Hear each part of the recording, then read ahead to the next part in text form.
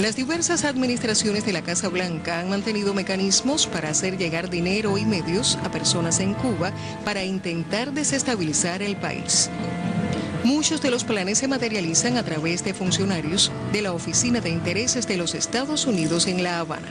Un grupo de jóvenes artistas y yo tuvimos la idea de crear un proyecto cultural para promocionar la obra plástica de esos jóvenes. Fuimos visitados por los oficiales diplomáticos de la Oficina de Intereses.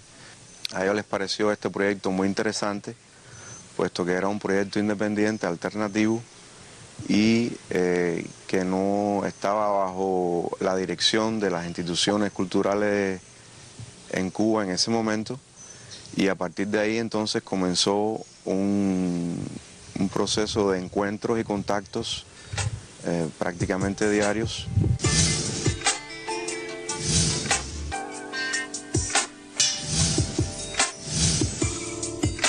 Esta serie de encuentros con el señor Larry Cogwin dieron como resultado un reclutamiento hacia mi persona.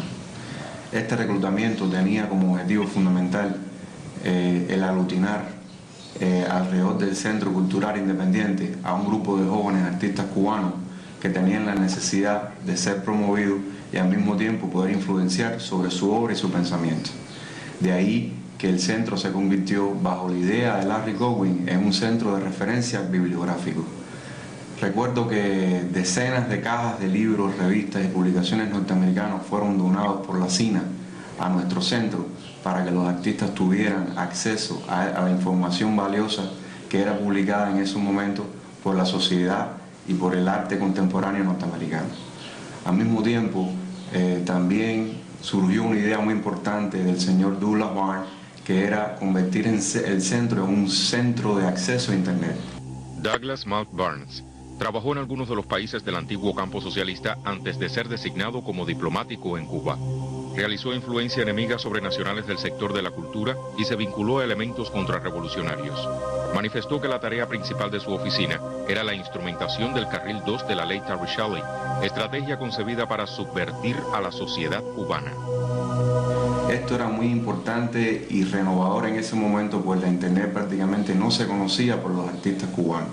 De ahí que los jóvenes iban a tener acceso directo y de primera mano a la información que se estaba demostrando y presentando en las publicaciones norteamericanas de la época. Después de ese trabajo, que fue muy interesante y profundo, los directivos de la CINA se convencieron de que debían tener un paso un poquito más profundo sobre mi persona. Y de ahí salió una invitación que se me hizo al Centro Cultural de Chicago. Este centro es uno de los centros más importantes que hay en los Estados Unidos. Y por la importancia que tenía esta invitación, se me organizó una agenda de trabajo muy apretada en la cual yo tenía que tener encuentros y sesiones de trabajo con diferentes personalidades de la cultura, la política y la sociedad civil en general dentro de los Estados Unidos.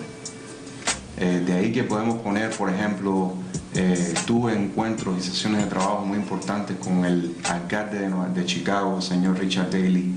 También nos encontramos con diferentes congresistas de origen latino, de origen afro-norteamericano, los cuales intercambiamos diferentes opiniones y de ellos aprendí cómo funciona el mecanismo político dentro de los Estados Unidos.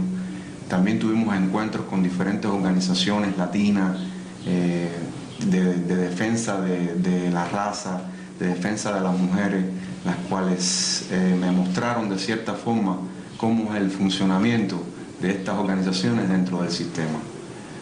Quiero decir que fue una escuela muy profunda y poderosa.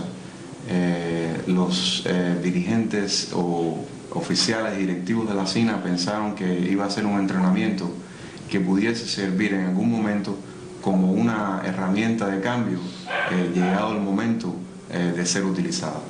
En otras palabras, estaban organizando un líder para la posible subvención ideológica dentro de Cuba. El trabajo que tradicionalmente realizaba la Agencia Central de Inteligencia CIA se enmascara hoy a través del Departamento de Estado y otras agencias de índole pública como la NET, Fondo Nacional para la Democracia, institución supuestamente independiente, y la federal USAID. Los diplomáticos norteamericanos se dieron cuenta de la experiencia que yo había adquirido en esos viajes y comenzaron a pedirme que aglutinara jóvenes artistas. Actualmente la USAID aplica métodos similares y publicita en su página web que esas relaciones permiten a los socios de Cuba aprender las lecciones aplicadas en Europa Oriental y que lograron desarticular esos gobiernos en la década del 90. Fue una exposición muy connotada, expresaba algunas ideas que venían traspoladas desde Polonia y que fueron entonces expresadas allí dentro de la intelectualidad pinareña. Quiero aclarar que esta exposición fue organizada con la colaboración de diplomáticos polacos y checos. Fue preparada por el señor Dagoberto Valdés. Dirige la revista digital Convivencia, que promociona ideas contrarrevolucionarias. Ha mantenido vínculos estrechos con diplomáticos de España, Gran Bretaña, Alemania, Suecia, Polonia, República Checa, funcionarios de la sección de intereses de Estados Unidos y miembros de la Fundación Panamericana para el Desarrollo, FUPAT, la USAID y la CIA.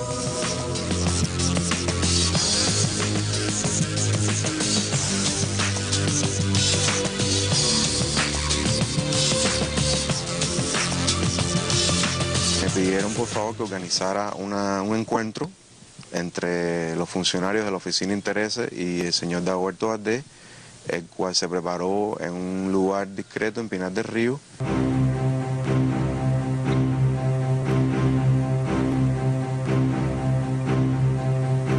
En ese documento que fue escrito en el periódico Gramma se enunció y se reveló los verdaderos intereses que él tenía, que era destruir nuestra revolución.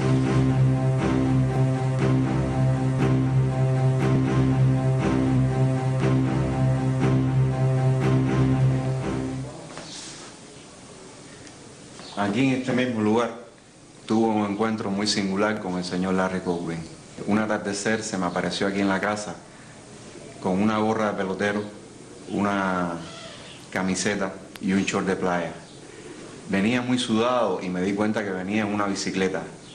Me llamó la atención y le pregunté que por qué venía así y me dijo que era porque venía chequeado por la seguridad del Estado y que casi que no lo dejaba moverse.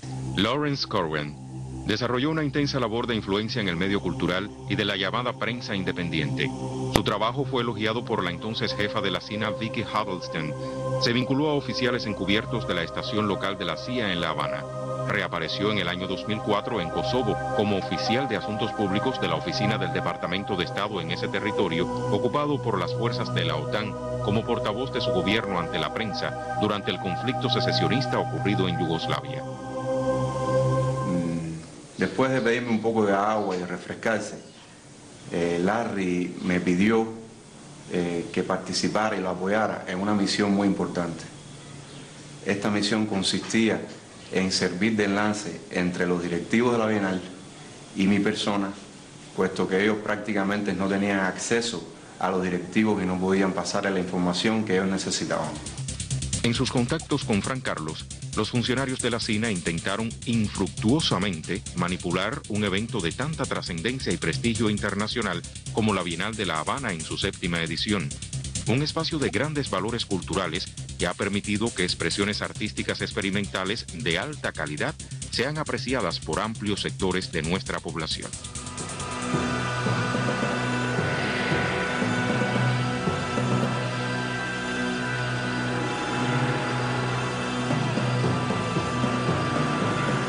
La Bienal de La Habana fue uno de los eventos donde se puso de manifiesto el trabajo profundo que estaba realizando la Oficina de Intereses de los Estados Unidos en nuestro país.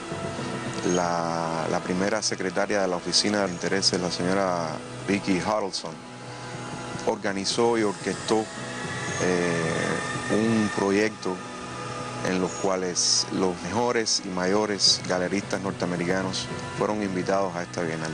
Detrás de toda esta organización estaban los intereses políticos Ellos pretendían comprar los favores de nuestros artistas e intelectuales, ofreciéndoles exposiciones y promociones en diferentes galerías norteamericanas, a cambio de que estos artistas reflejaran una realidad discordante o distorsionada. Y la finalidad que tenían con este tipo de proyectos era crear un estado de opinión, crear un fenómeno cultural ficticio, fabricado, en el cual se pretendiese expresar o exponer al mundo que los intelectuales cubanos estaban en contra de la revolución y a favor de las ideas del imperialismo. Quiero que los jóvenes no se confundan con los medios de prensa. Los norteamericanos, el imperialismo, ya sea en Europa, ya sea en los Estados Unidos, tiene una sola intención, y es destruir la revolución cubana, porque la revolución cubana muestra al mundo que puede haber un sistema social capaz de tener en cuenta al ser humano como centro del universo.